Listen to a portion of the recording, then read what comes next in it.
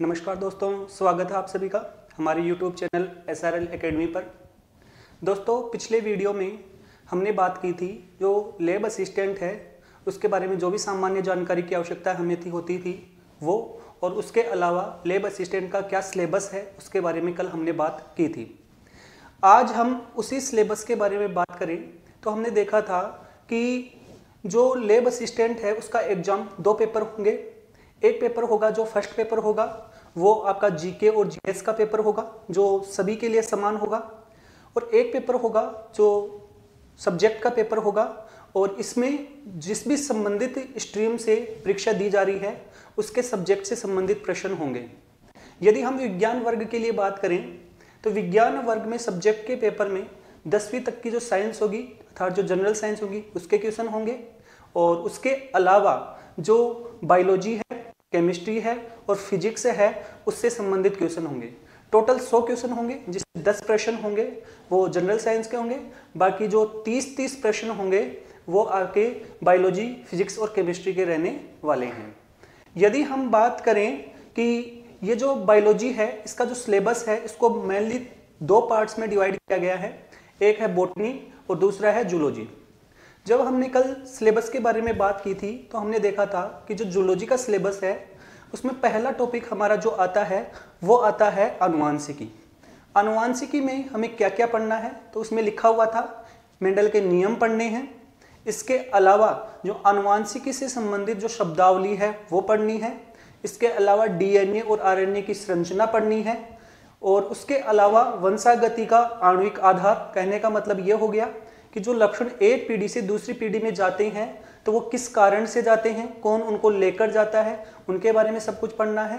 इसके अलावा यदि हम देखें तो मानव में लिंग निर्धारण और आनुवांशिक विकार हैं, ये सब कुछ हमें इसी आनुवांशिकी वाले टॉपिक के अंतर्गत कवर करने हैं। आज हम उसी टॉपिक से हमारे बायोलॉजी के सिलेबस की शुरुआत करने जा रहे हैं। तो यदि हम बायोलॉजी का सिलेबस देखें तो उसका पहला टॉपिक है आनुवांशिकी। जब हम आनुवांशिकी के बारे में बात कर रहे हैं तो आनुवांशिकी में सबसे पहले हम डीएनए और आरएनए से शुरुआत करेंगे। ये जो डीएनए और आरएनए हैं ये दोनों ही न्यूक्लिक अम्ल होते हैं, तो हमें थोड़ी बहुत बात इस न्यूक्लिक अम्ल के बारे में करनी पड़ेगी। हमें यह भी देखना पड़ेगा कि ये न्यूक्लिक अम्ल होता है वो क्या होता है और किस प्रकार से ये बनता है, इसका संगठन क्या है, उसके बारे में बात करेंगे। और उसके बाद में हम डीएनए की संरचना और उसके बाद में हम आरएनए की संरचना के ऊपर बात करेंगे। तो दोस्तों, जो डीएनए है और जो आरएनए है ये दोनों ही न्यूक्लिक अम्ल होते हैं।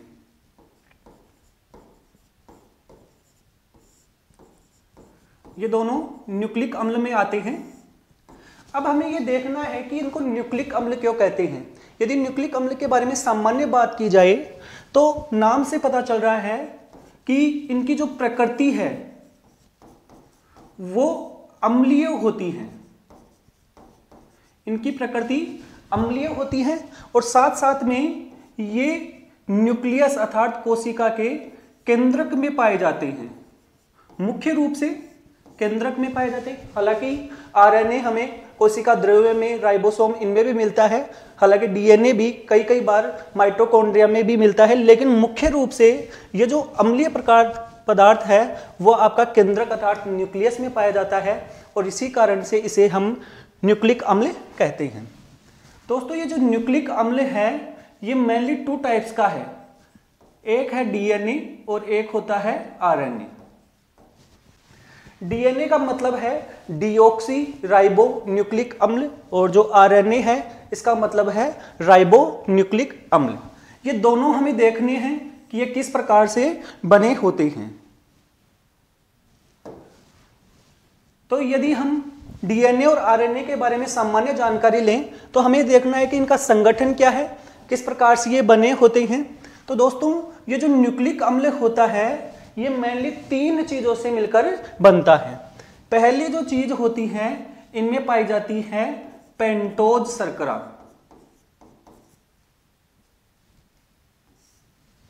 पेंटोज शर्करा पाई जाती है। और जो दूसरे नंबर पर यदि हम बात करें तो इनमें पाए जाते हैं नाइट्रोजनी क्षारक। दूसरे नंबर पे है नाइट्रोजनी क्षारक और तीसरे नंबर पे इनमें पाया जाता है वो पाया जाता है फॉस्फेट। तो चाहे से हम डीएनए के बारे में बात करें और चाहे से हम आरएनए के बारे में बात करें, ये दोनों ही आपके तीन चीजों से मिलकर बने हैं। पहले नंबर पे पेंटोज शर्करा, दूसरे नंबर पे हमारा नाइट्रोजनी क्षारक और तीसरे नंबर पे जो होता है उसे बोलते हैं हम फॉस्फेट समूह बोलते हैं या फॉस्फोरिक अम्ल बोलते हैं। इन तीनों चीजों से मिलकर ये डीएनए और आरएनए बनता है। यदि हम बात करें ये पेंटोज शर्करा क्या होती हैं, तो ये पेंटोज शर्करा नाम से पता चल रहा है, पेंट का मतलब होता है 5, पेंट का मतलब होता है 5, अर्थात ये जो पेंटोज शर्करा होती है ये 5 कार्बन युक्त शर्करा होती है। ये पेंटोज शर्करा 5 कार्बन युक्त शर्करा होती है। नाइट्रोजनी क्षारक होते हैं, ये इनमें नाइट्रोजन की उपस्थिति होती है, इस कारण इनको नाइट्रोजनी क्षारक कहते हैं। और ये जो होते हैं ये 2 प्रकार के होते हैं, एक होता है प्यूरीन और एक होता है पिरिमिडीन। तो नाइट्रोजनी क्षारक 2 प्रकार के होते हैं, प्यूरीन और पिरिमिडीन। और एक होता है फॉस्फेट समूह, ये फॉस्फेट समूह है, दोनों में ही पाया जाता है। इस प्रकार से यदि हम देखें तो न्यूक्लिक अम्ल होता है, इसमें मुख्य रूप से 3 चीजें पाई जाती हैं, पेंटोज शर्करा, नाइट्रोजनी क्षारक और फॉस्फेट समूह है। अब जो ये पेंटोज शर्करा है इसको भी हम 2 पार्ट में डिवाइड कर सकते हैं। जो डीएनए होता है उसके अंतर्गत पाई जाती है डीऑक्सीराइबोज शर्करा,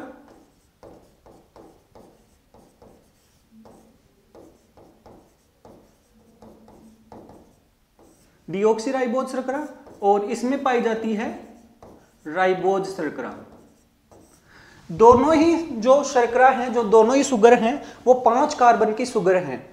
यहां पर यदि हम देखें दोनों में अंतर क्या है, तो जो राइबोज शर्करा होती है और डीऑक्सीराइबोज शर्करा होती है, इस डीऑक्सीराइबोज शर्करा में एक ऑक्सीजन की कमी होती है।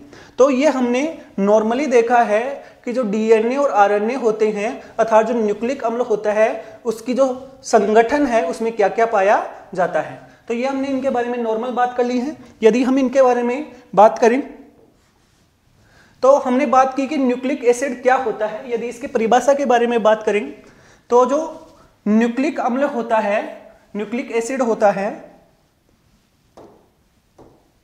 ये कोशिकाओं में पाए जाने वाला एक महत्वपूर्ण जैविक अणु अर्थात एक पदार्थ है। और ये 2 प्रकार के होते हैं, हमने बात की है, एक होता है डीएनए और एक होता है आरएनए। डीएनए का मतलब होता है डीऑक्सीराइबो न्यूक्लिक एसिड और आरएनए का मतलब होता है राइबो न्यूक्लिक एसिड। इसके बाद में हमने बात की है कि ये न्यूक्लिक अम्ल का मुख्य कार्य क्या है। जो न्यूक्लिक अम्ल होता है, हमने बात की है कि जो ये डीएनए है, ये हमारी जो भी आनुवांशिक जानकारी होती है, जो भी हमारी सूचनाएं होती हैं, उनको हमारे अंतर्गत संग्रहित करता है और साथ साथ में एक पीढ़ी से दूसरी पीढ़ी में भी ले जाने का कार्य करता है। ये कार्य करता है डीएनए मुख्य रूप से। और यदि हम आरएनए के बारे में बात करें तो आरएनए मुख्य रूप से हमारे शरीर में प्रोटीन बनाने का कार्य करता है। हालांकि इसके अलावा जो ये आरएनए है एंजाइम के रूप में भी कार्य करता है और साथ साथ में ये संरचनात्मक भूमिका भी निभाता है। संरचनात्मक भूमिका, ये राइबोसोम के निर्माण में सहायता करता है या राइबोसोम में पाया जाता है। राइबोसोम का निर्माण करता है।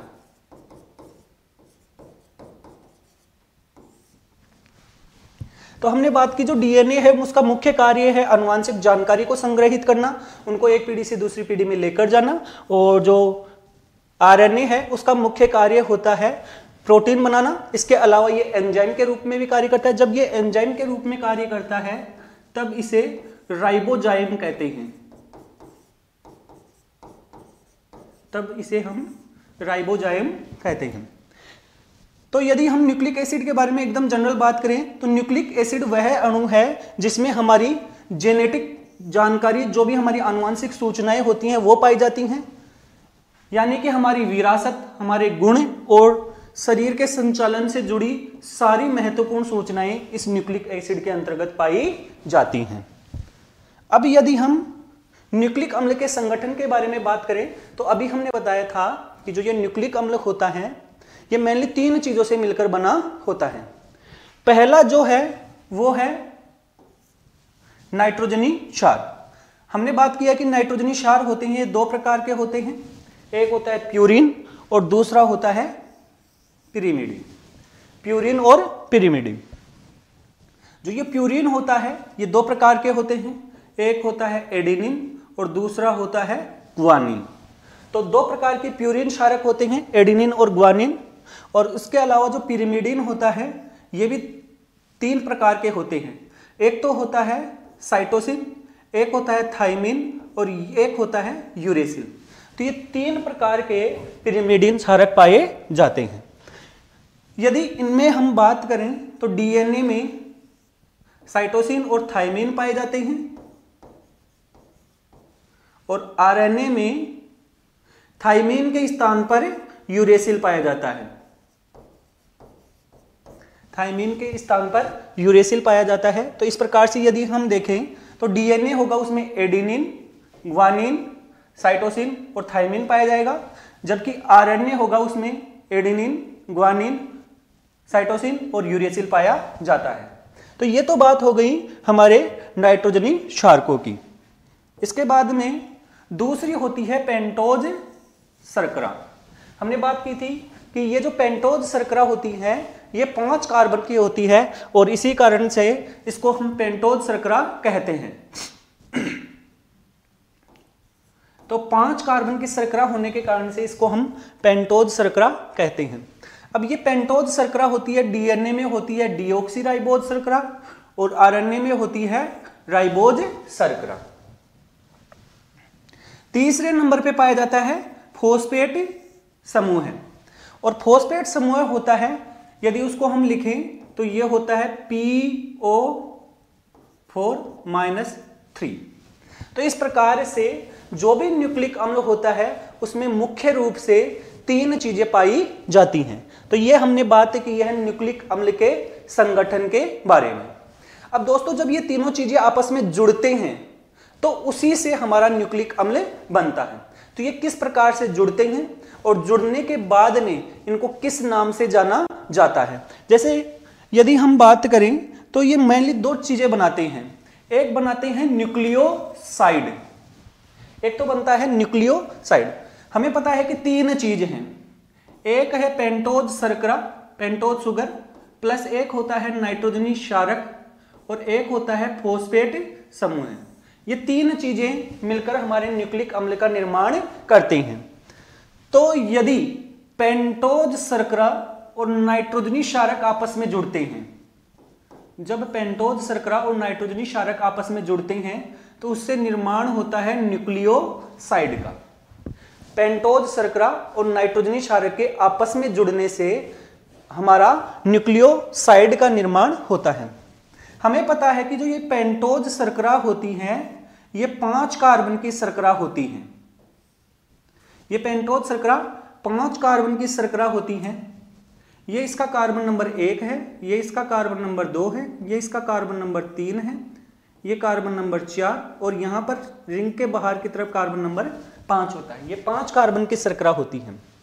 तो इस 5 कार्बन की शर्करा में यहाँ पर इसके कार्बन संख्या 1 से नाइट्रोजनी क्षारक जुड़ता है, और जब नाइट्रोजनी क्षारक होता है हमारी पेंटोज शर्करा से जुड़ता है तो यहां पर एक बंध बनता है, यहां पर एक बंध बनता है, और इस बंध को हम किस नाम से जानते हैं? ग्लाइकोसिडिक बंध। ये हमें याद रखना है, ये प्रश्न एग्जाम में पूछा जा सकता है कि जब पेंटोज शर्करा होती है और नाइट्रोजनी क्षारक होते हैं ये कौन से कार्बन से जुड़ते हैं? तो पेंटोज शर्करा के कार्बन संख्या 1 से जुड़ता है और जो बंध बनता है उसका नाम है ग्लाइकोसिडिक बंध। तो हमने बात की है कि न्यूक्लियोसाइड होता है वो नाइट्रोजनी क्षारक और पेंटोज शर्करा के जुड़ने से बनता है। अब हमें पता है कि नाइट्रोजनी क्षारक हैं वो, यदि हम डीएनए के बारे में बात करें तो 4 हैं, एडेनिन, ग्वानिन, थाइमिन और साइटोसिन। और यदि हम आरएनए के बारे में बात करें तो भी ये 4 हैं, एडेनिन, ग्वानिन, साइटोसिन और यूरेसिल। और इसके अलावा यदि शुगर के बारे में बात करें तो जो आरएनए है उसमें राइबोज शुगर और जो डीएनए है उसके अंतर्गत डीऑक्सी राइबोज शुगर। तो इस प्रकार से हमारे न्यूक्लियोसाइड बन सकते हैं। जैसे एडेनिन के साथ राइबोज शर्करा जुड़ेगी तो उससे बनेगा एडिनोसिन। एडेनिन के साथ जब हमारी पेंटोज जो शर्करा है वो जुड़ेगी राइबोज तो उससे बनेगा एडिनोसिन। ग्वानिन के साथ जुड़ेगी राइबोज शर्करा तो ग्वानोसिन। यदि थाइमिन के साथ जुड़ेगा तो थाइमिडिन। यहां पर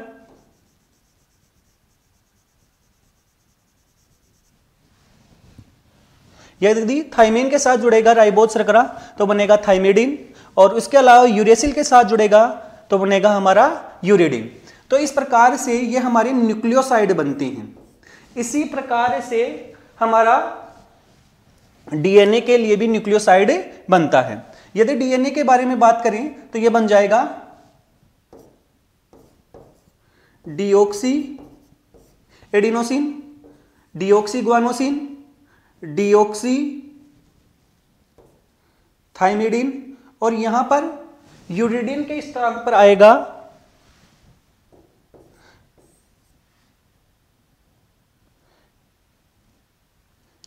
आरएनए है, उसमें यह थाइमिन नहीं पाया जाता है, डीऑक्सी राइबोज शर्करा ही पाई जाती है तो डीऑक्सी थाइमिडिन बनेगा। और जो डीएनए है उसमें यूरेसिल के स्थान पर आ जाएगा हमारा थाइमिन, तो यहां पर बन जाएगा हमारा थाइमिडिन। तो इस प्रकार से ये न्यूक्लियोसाइड बनते हैं। अब इसके बाद में हम बात करते हैं न्यूक्लियोटाइड की। ये न्यूक्लियोटाइड क्या होता है? तो अभी हमने देखा है कि जो पेंटोज शर्करा है प्लस नाइट्रोजनी क्षारक है प्लस फॉस्फेट समूह, इन दोनों के जुड़ने से बना है न्यूक्लियोसाइड। और यदि इसमें ये तीसरी चीज भी जुड़ जाती है तो कंप्लीटली इसको बोला जाता है न्यूक्लियोटाइड, या हम बोल दें न्यूक्लियोसाइड के अंतर्गत फॉस्फेट समूह जुड़ जाता है तो उससे बन जाता है हमारा न्यूक्लियोटाइड। तो इस प्रकार से न्यूक्लियोसाइड में जब फॉस्फेट समूह जुड़ता है तो हमारा बनता है न्यूक्लियोटाइड। इसमें हमारा नाइट्रोजनी क्षारक है, पेंटोज शर्करा है और इसके अलावा फॉस्फेट समूह है। अब हमारा जो न्यूक्लियोसाइड था एडिनोसिन, यदि उसमें एक फॉस्फेट समूह जुड़ेगा और एक के लिए हम शब्द काम में ले रहे हैं मोनो, तो एक फॉस्फेट जुड़ेगा तो उससे बन जाएगा एएमपी अर्थात एडिनोसिन मोनो फॉस्फेट। और उसी प्रकार से यदि दो जुड़ेंगे, एडिनोसिन के साथ दो जुड़ जाएंगे तो एडीपी अर्थात एडिनोसिन डाइफॉस्फेट। और इसी प्रकार से आपने एक नाम सुना होगा एटीपी, जिसका मतलब होता है एडिनोसिन ट्राइफॉस्फेट। तो ये एटीपी भी एक प्रकार का न्यूक्लियोटाइड ही होता है, तो न्यूक्लियोटाइड बनता है। यदि हम न्यूक्लियोसाइड और न्यूक्लियोटाइड में अंतर देखें तो ये है हमारा न्यूक्लियोसाइड और ये है हमारा न्यूक्लियोटाइड। यदि इनकी संरचना देखें तो न्यूक्लियोसाइड में हमारा नाइट्रोजनी क्षारक और पेंटोज शर्करा पाई जाती हैं, और जो न्यूक्लियोटाइड होता है इसमें तीनों चीज एक साथ पाई जाती हैं। फॉस्फेट समूह इसमें होता नहीं है और इसमें 1 से लेकर 3 तक हो सकते हैं। 3 फॉस्फेट समूह ज्यादा से ज्यादा जुड़ सकते हैं। कार्य यदि हम बात करें तो ये हमारा न्यूक्लियोटाइड बनने के लिए न्यूक्लियोसाइड होना जरूरी है। जबकि यदि हम न्यूक्लियोटाइड के बारे में बात करें तो जो भी हमारा न्यूक्लिक अम्ल होता है, चाहे से वो डीएनए हो और चाहे से वो आरएनए हो, उसका निर्माण है वो हमारा न्यूक्लियोटाइड से ही होता है। इसके उदाहरण हो गया जैसे एडिनोसिन, ग्वानोसिन, थाइमिडिन, यूरिडिन, साइटिडिन, ये सारे के सारे इसके उदाहरण हैं।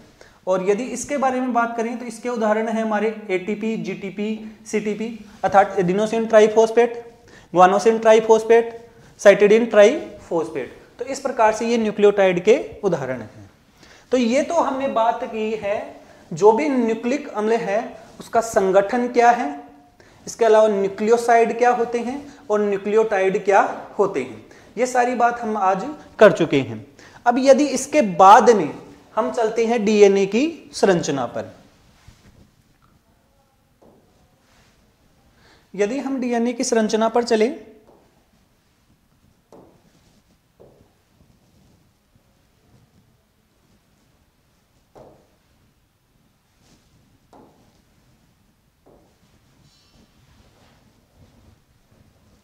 अभी आपकी जो पीपीटी है वो अपलोड हो रही है। तो यदि हम डीएनए की संरचना देखें, अभी तक हमने न्यूक्लिक अम्ल है उसका संगठन देख लिया है, किस प्रकार से बनता है, और इसके अलावा जो डीएनए है और आरएनए है उनके जो सामान्य कार्य हैं वो क्या होते हैं ये हम देख चुके हैं।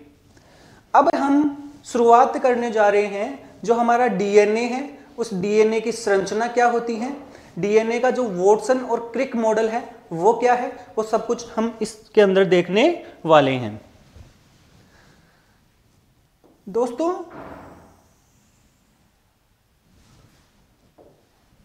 यदि हम बात करें कि जो न्यूक्लिक अम्ल होता है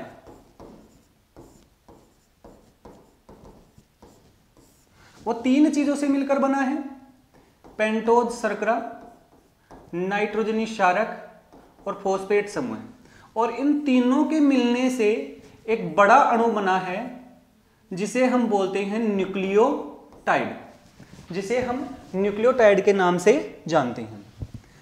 अब जो डीएनए और आरएनए होता है इसमें केवल एक न्यूक्लियोटाइड नहीं पाया जाता है, बल्कि इसमें बहुत सारे न्यूक्लियोटाइड पाए जाते हैं, बहुत सारे न्यूक्लियोटाइड पाए जाते हैं। और इसी कारण बोला जाता है कि जो न्यूक्लिक अम्ल होता है एक बहुलक अणु है, बहुलक या पॉलीमर जिसे बोलते हैं, पॉलीमर कहते हैं। बहुलक क्यों?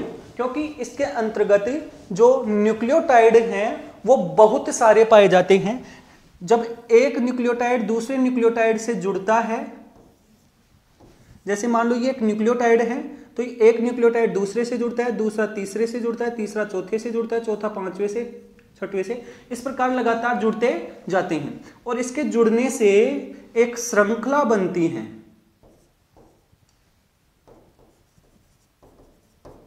श्रृंखला बनती है। और इस श्रृंखला को हम बोलते हैं पॉलीन्यूक्लियोटाइड श्रृंखला बोल दो, या पॉलीन्यूक्लियोटाइड चेन इसको कहते हैं। तो ये पॉलीन्यूक्लियोटाइड चेन किस प्रकार से बनती है, अब इसके बारे में हम देखने वाले हैं। हमने बात की है कि जो हमारी पेंटोज शर्करा होती है 5 कार्बन की शर्करा, इसके कार्बन संख्या 1 से जुड़ता है नाइट्रोजनी क्षारक, और यहां पर जो बंध होता है वो होता है ग्लाइकोसिडिक बंध। यहां पर जो बंध होता है वो होता है ग्लाइकोसिडिक बंध।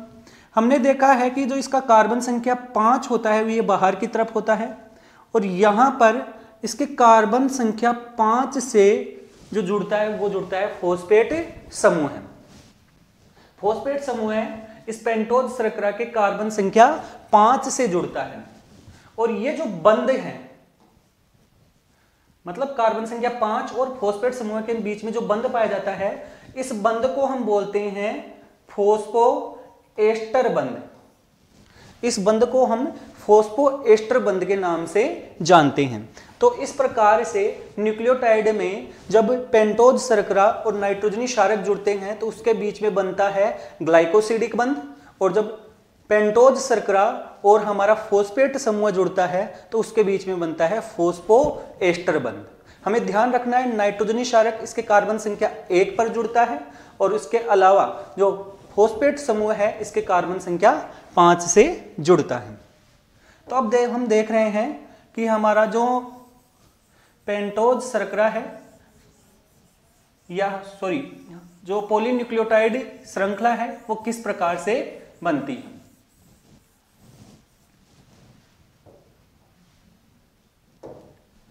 पॉली का मतलब होता है बहुत सारे, तो बहुत सारे न्यूक्लियोटाइड के जुड़ने से हमारी जो श्रृंखला बन रही है उसी को हम पॉलीन्यूक्लियोटाइड श्रृंखला कहते हैं। और जो ये पॉलीन्यूक्लियोटाइड चेन होती हैं ये न्यूक्लियोटाइड के लंबे क्रम अर्थात एक के बाद जब एक जुड़ते हैं तो उससे बनती है। न्यूक्लियोटाइड हमने देख लिया इन 3 चीजों से मिलकर बना है। हमने देखा है कि ये मान लो एक न्यूक्लियोटाइड है, ये यहां से इसका नाइट्रोजनी क्षारक जुड़ गया है और इसके कार्बन संख्या 5 से फॉस्फेट समूह जुड़ गया है, तो ये एक न्यूक्लियोटाइड है। इसी प्रकार से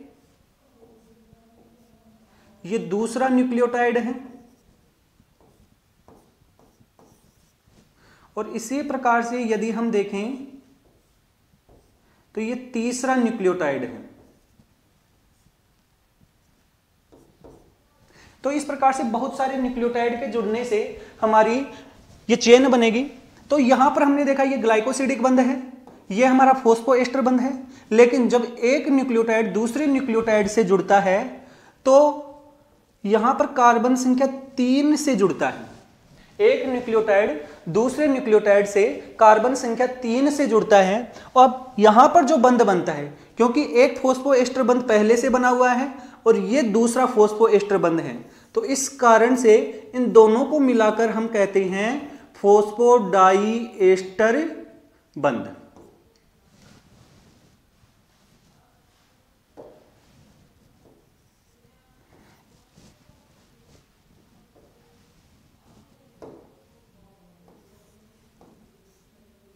इन दोनों को मिलाकर हम कहते हैं फॉस्फोडाइएस्टर बंध, इसको कहते हैं। तो न्यूक्लियोटाइड आपस में फॉस्फोडाइएस्टर बंध के द्वारा जुड़ते हैं। एक न्यूक्लियोटाइड में इसका जो तीसरे नंबर का कार्बन होता है वहां पर एक शुगर होती है, वो दूसरे न्यूक्लियोटाइड की कार्बन संख्या 5 पर जो फॉस्फेट होता है उससे जुड़ती है। तो ये हमने देखा है कि ये एक न्यूक्लियोटाइड है, ये दूसरा न्यूक्लियोटाइड है, तो यहां पर ये जो फॉस्फेट है इसके कार्बन संख्या 5 से जुड़ा है और अब जब एक न्यूक्लियोटाइड जुड़ेगा तो इस वाले के कार्बन संख्या 3 से जुड़ता है। तो इस प्रकार से हमें ध्यान रखना है कि एक न्यूक्लियोटाइड होता है, उसमें कार्बन संख्या 3 का शुगर दूसरे न्यूक्लियोटाइड के कार्बन संख्या 5 पर जो फॉस्फेट होता है उससे जुड़ता है और जब एक के बाद एक न्यूक्लियोटाइड जुड़ते जाते हैं तो उससे एक श्रृंखला का निर्माण होता है और इसी श्रृंखला को हम पॉलीन्यूक्लियोटाइड श्रृंखला कहते हैं। अब ध्यान देने की बात यह है कि जब ये श्रृंखला बनती जाती है, एक के बाद दूसरा, दूसरे के बाद तीसरा, इस प्रकार से न्यूक्लियोटाइड लगातार जुड़ते जाते हैं तो इससे एक श्रृंखला बन जाएगी। लेकिन इस श्रृंखला के यहां पर यदि हम देखें इस वाले के साथ, तो ये कार्बन संख्या 5 भी जुड़ी हुई है और ये कार्बन संख्या 3 इसके साथ जुड़ी है, अर्थात इसका ना तो कार्बन संख्या 3 है वो फ्री है और ना ही इसका कार्बन संख्या 5 है वो फ्री है। लेकिन यहां पर देखें तो जो ये पहला नंबर का न्यूक्लियोटाइड है उसकी जो ये फॉस्फेट जुड़ा है इसके ऊपर कोई दूसरा न्यूक्लियोटाइड नहीं जुड़ा है, इस कारण से यहां पर जो कार्बन संख्या 5 है उसका फॉस्फेट है वो मुक्त अवस्था में है और इस सिरे को हम कहते हैं 5' सिरा। और इस प्रकार से ये एंड में जब जाएगा तो इसका कार्बन संख्या 3 है, ये मुक्त अवस्था में है, इस कारण इसको हम बोलते हैं 3' सिरा। तो ध्यान रखना है कि हमारी जो पॉलीन्यूक्लियोटाइड श्रृंखला होती है इसके 2 सिरे होते हैं। पॉलीन्यूक्लियोटाइड श्रृंखला के 2 सिरे होते हैं, एक सिरा होता है 5' सिरा और दूसरा सिरा होता है 3' सिरा। 5' सिरे की तरफ हमारा जो फॉस्फेट समूह होता है वो फ्री होता है और 3' सिरे की तरफ हमारा जो ये कार्बन होता है ये फ्री होता है। तो इस प्रकार से हमारी पॉलीन्यूक्लियोटाइड श्रृंखला बनती है।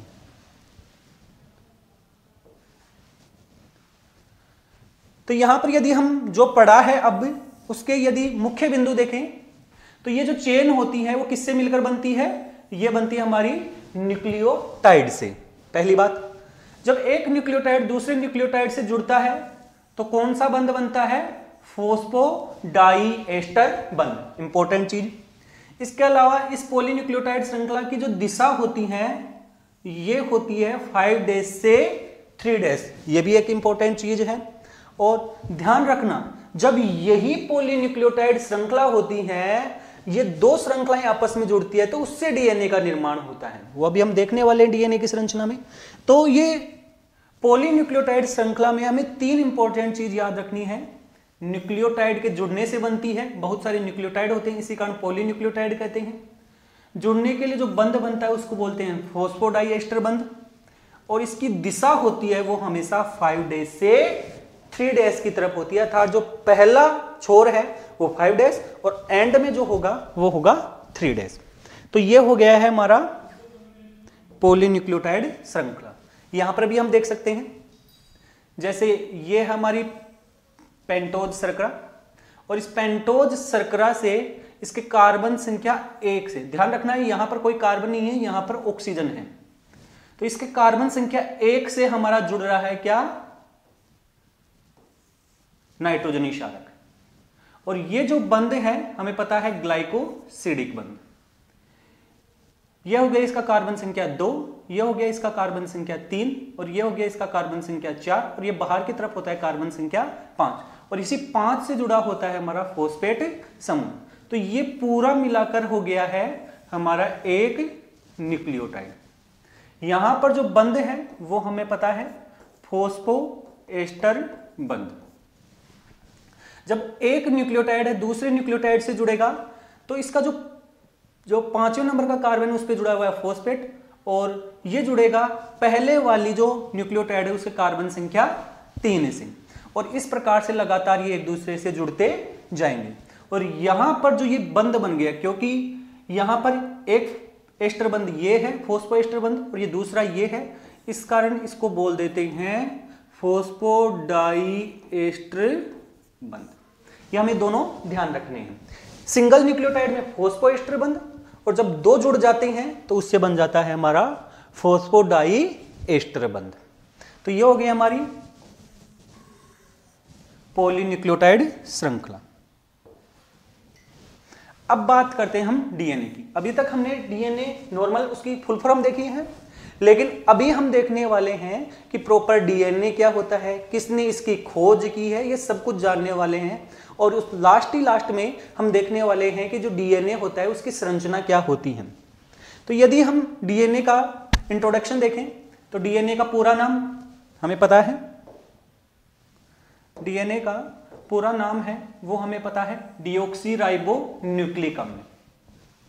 यह एक जैविक अणु है जो सभी जीवित जीवों में आनुवांशिक जानकारी, ध्यान रखने की बात है कि डीएनए होता है वो आनुवांशिक पदार्थ होता है। ज्यादातर जीवों में डीएनए ही आनुवांशिक पदार्थ होता है।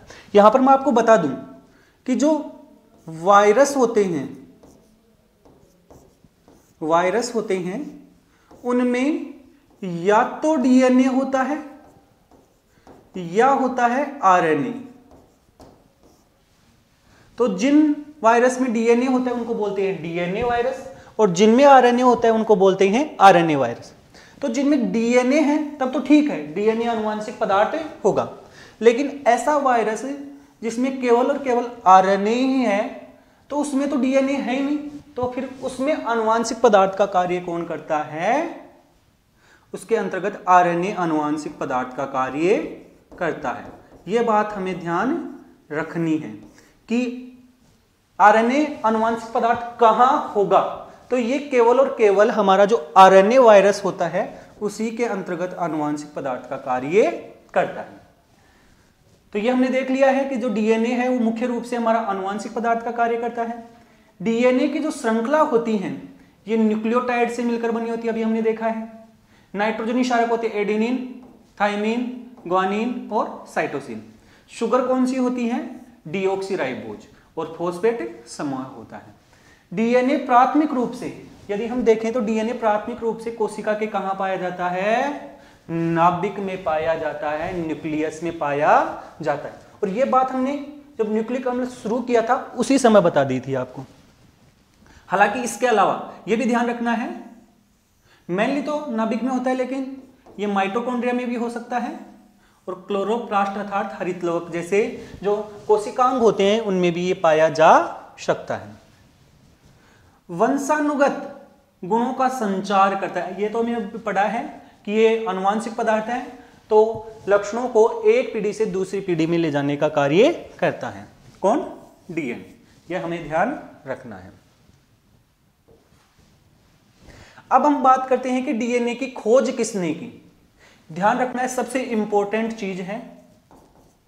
और आजकल जो एग्जाम हो रहे हैं उनके पैटर्न को ध्यान में रखते हुए हमें इन चीजों को थोड़ा ध्यान से देखना है। जो सन है उनको भी ध्यान से देखना है, क्योंकि अभी का जो एग्जाम पैटर्न है, आरएसएस भी जो भी एग्जाम ले रही है उसमें सन जरूर पूछ रही है। तो ये हमें ध्यान रखना है कि जो डीएनए की खोज की है एक स्विस वैज्ञानिक है फ्रेडरिक मिश्चर। ध्यान रखना है, एक स्विस वैज्ञानिक है फ्रेडरिक मिश्चर, और इन्होंने 1869 में जो हमारी व्हाइट ब्लड सेल्स होती हैं, जिन्हें हम ल्यूकोसाइट कहते हैं या सफेद रक्त कोशिकाएं कहते हैं, उनके अंतर्गत एक पदार्थ की खोज की, और उस पदार्थ को उन्होंने क्या नाम दिया था? न्यूक्लिन नाम दिया। उस पदार्थ को न्यूक्लिन नाम दिया, और बाद में यही पदार्थ क्या कहलाया? डीएनए कहलाया। तो डीएनए की खोज किसने की है? फ्रेडरिक मिश्चर ने। कभी की है? 1869 में। कहां पर की है? सफेद रक्त कोशिकाओं में। क्या नाम दिया था? न्यूक्लिन इसको नाम दिया है। तो ये जानकारी हमें ध्यान रखनी है। इसके बाद में पता चला कि जो न्यूक्लिन होता है वास्तव में यही न्यूक्लिक एसिड होता है, और जिसे आज हम क्या कहते हैं? डीएनए कहते हैं। डीएनए की खोज में ही यदि हम देखें तो अभी हमने देखा कि जो 1869 है उस समय इसकी खोज हुई, फ्रेडरिक मिश्चर ने की।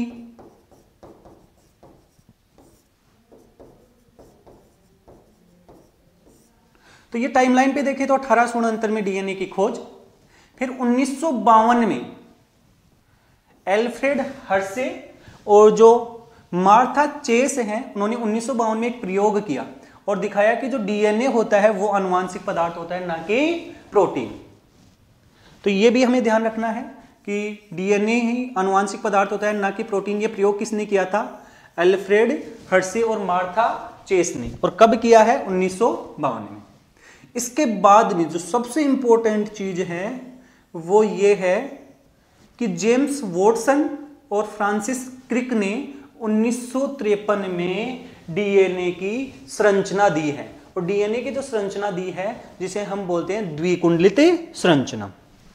यहां पर ध्यान रखने की बात एक और बता दूंगा आपको कि जो वॉटसन एंड क्रिक ने जो ये संरचना दी है, ये दो वैज्ञानिक हैं जिनका नाम है विल्किंस एवं फ्रैंकलिन। इन्होंने एक सिद्धांत दिया है और जिसे बोलते हैं एक्सरे निवर्तन। इसी के आधार पर वॉटसन और क्रिक ने यह द्विकुंडलित संरचना का मॉडल दिया है। इसके बाद में यदि हम बात करें तो वॉटसन और क्रिक को 1962 में नोबेल प्राइज मिला है। यह भी हमें ध्यान रखना है कि डीएनए की द्विकुंडलित संरचना की खोज के लिए वॉटसन और क्रिक को 1962 में नोबेल पुरस्कार प्राप्त हुआ है। और सबसे इंपॉर्टेंट चीज, यदि आप पढ़ रहे हो करंट अफेयर, जब आप पढ़ोगे तो आपको ध्यान रखना है, क्योंकि ये इससे रिलेटेड है तो मैंने यहां पर लिख दी है कि अभी नवंबर में 6 नवंबर 2025 को जो वॉटसन हैं, जो क्रिक है, उनकी तो पहले मृत्यु हो गई थी, लेकिन अभी नवंबर में ताजा इनकी क्या हुई है? वॉटसन की मृत्यु हुई है। तो ये चीज हमें ध्यान रखना है और इसलिए डीएनए की ये द्विकुंडलित संरचना होती है, ये हमारे लिए इंपॉर्टेंट हो जाती है। तो ये बिल्कुल हमें ध्यान रखना है। तो यदि हम टाइमलाइन पे देखें, 1869 में खोज फ्रेडरिक मिश्चर ने, नाम दिया था न्यूक्लिन, और खोज कहां पे की थी? WBC में। यह हमें ध्यान रखना है। 1952 में जो एल्फ्रेड हर्शे और मार्था चेस हैं, उन्होंने दर्शाया कि जो डीएनए होता है वही आनुवांशिक पदार्थ होता है, ना कि प्रोटीन। 1953 में संरचना वॉटसन और क्रिक, 1962 में उनको नोबेल प्राइज मिला, और अभी 6 नवंबर 2025 को जो वॉटसन थे उनकी क्या हुई है? मृत्यु हुई है। यहां पर यदि हम डीएनए का महत्व देखें कि डीएनए क्या काम आता है, वैसे तो हमें नॉर्मल तो पता है, तो हमें ध्यान रखना है जीन और प्रोटीन, हमें ध्यान से देखना है कि जो जीन होता है वो वास्तव में डीएनए से ही मिलकर बनता है, या डीएनए का ही एक हिस्सा होता है जिसे हम कहते हैं जीन। और प्रोटीन के निर्माण के लिए जो भी सूचना होती है, प्रोटीन निर्माण की जो भी सूचना होती है वो हमारे डीएनए में ही पाई जाती है। तो जीन और प्रोटीन का निर्माण करता है जो डीएनए होता है, आरएनए के माध्यम से, आरएनए की सहायता से प्रोटीन के निर्माण का निर्देश देता है। सारी की सारी सूचना डीएनए में होती है जो कोशिका के अधिकांश कार्यों को नियंत्रित करता है। इसके अलावा प्रजनन, जब कोशिका विभाजन होता है उस समय डीएनए का क्या होता है, रेप्लिकेशन होता है। डीएनए की एक कॉपी से दूसरी कॉपी तैयार होती है और उसी के अंतर्गत जो भी हमारी आनुवंशिक जानकारी होती है वो एक कॉपी से दूसरी कॉपी में चली जाती है और फिर जो ये जानकारी होती है फिर संतान के अंदर चली जाती है। इसी कारण हम बोलते हैं कि डीएनए होता है वो आनुवंशिक पदार्थ होता है। हमें पता है कि जीवों में एक प्रक्रिया होती है जिसका नाम है जैव विकास। अब जब डीएनए का रेप्लिकेशन होता है तो उस दौरान डीएनए में कुछ जो नाइट्रोजनी क्षारक होते हैं उनका क्रम बदल जाता है और उससे हो जाता है उत्परिवर्तन। और ये उत्परिवर्तन होता है, ये नई जातियों के विकास के लिए सहायक होता है। हालांकि ये उत्परिवर्तन हानिकारक भी होता है, लाभदायक भी होता है, लेकिन ज्यादा हानिकारक होता है क्योंकि इससे कैंसर वगैरह भी उत्पन्न हो सकता है। तो ये भी हमें ध्यान रखना है कि जो म्यूटेशन अर्थात उत्परिवर्तन होता है ये जैव विकास में सहायक होता है, जैव विकास में सहायक होता है। तो डीएनए में समय समय पर परिवर्तन होते हैं, उत्परिवर्तन होते हैं जो विकासात्मक अंतर और आनुवंशिक रोगों का कारण बन सकते हैं। ध्यान रखना है कि जैव विकास भी हो सकता है अर्थात लाभदायक भी है और हानिकारक ज्यादा है। तो आनुवंशिक रोग जो कैंसर वगैरह है या एक पीढ़ी से दूसरी पीढ़ी में, क्योंकि डीएनए एक पीढ़ी से दूसरी पीढ़ी में जाता है, इस कारण आनुवंशिक रोग भी हो सकते हैं। जब हम आनुवंशिक रोग पढ़ेंगे उस समय भी हम देखेंगे। इसके अलावा इस डीएनए का फोरेंसिक साइंस में आप देखते होंगे कि जो फोरेंसिक टीम आती है, जब कोई क्राइम होता है तो वहां पर उसको कुछ भी सबूत मिलता है तो उससे वो पता लगा सकते हैं कि जो क्रिमिनल है वो कौन है। तो उसके लिए भी ये डीएनए काम में आता है। और डीएनए फिंगरप्रिंटिंग भी की जाती है।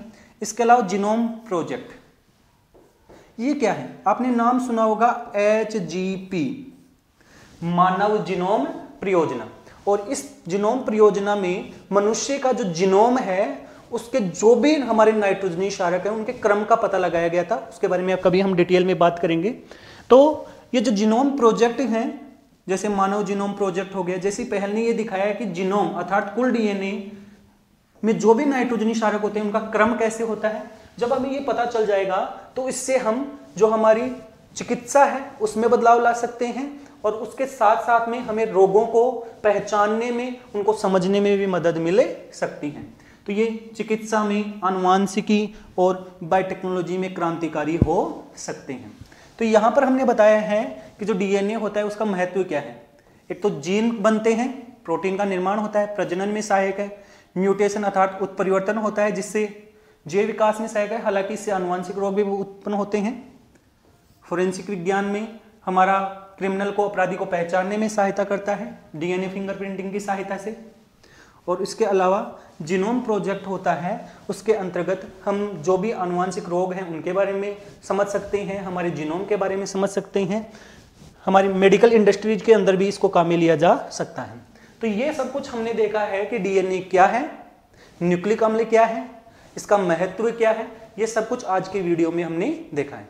दोस्तों, कल के वीडियो में हम देखने वाले हैं कि जो हमारा डीएनए है उसका जो द्विकुंडलित मॉडल जो वॉटसन और क्रिक ने दिया है वो क्या है, उसके मुख्य मुख्य बिंदु क्या है, वो सब कुछ हम देखने वाले हैं। और उसके बाद में हम आरएनए की संरचना को भी समझने वाले हैं। तो जब आपको पूरी जानकारी चाहिए तो ठीक तरीके से पढ़िए, अच्छी जगह से पढ़िए। यहाँ पर जब आप किसी भी चीज को पढ़ लोगे उसके बाद में आपको कहीं दूसरी जगह पर जाने की जरूरत नहीं होगी। तो इस कारण से वीडियो को लाइक करना, चैनल को सब्सक्राइब करना। धन्यवाद।